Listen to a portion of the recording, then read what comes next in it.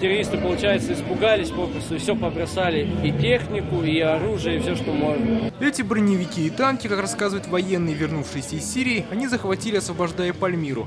В боях за этот город погиб казанский артиллерист Марат Ахмедшин. Наш земляк, капитан Ахмедшин, выполняя свой долг, погиб смертью храбрых, был представлен к званию Героя Российской Федерации. И других очень много ребят, которые участвовали в этих операциях.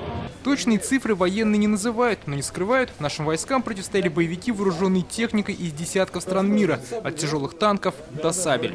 Наша одна из немногих стран, которая не на словах, а на деле борется с международным терроризмом и практически иной раз ценой жизни наших граждан. По официальным данным, за 3 года в Сирии погибли 112 российских военных. Помимо Марата Ахмедшина сообщалось о гибели еще 3 татарстанцев. Житель Зеленодольска Дмитрий Маркелов подорвался на растяжке. Руслан Басиров и Дмитрий Пятимиров разбились при крушении самолета Ан-26. Масштаб картины разрушений словами передать невозможно. А самое страшное, что количество и площадь кладбищ увеличилось в сотни раз.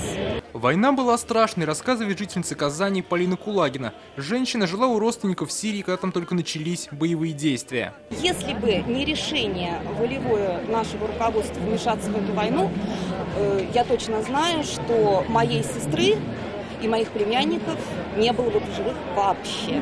Посмотреть на трофеи и узнать лучше о сирийской войне пришли тысячи человек. Это очень классно, можно, если его можно назвать выставка, потому что здесь реально агрегаты военных действий.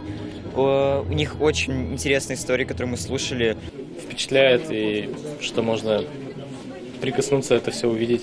Как говорили раньше, кто с мечом пришел, тот от меча и погибнет. Эшелон с сирийскими трофеями пробыл в Казани 4 часа. Всего за 2 месяца выставка становится на 61 станции в разных частях страны.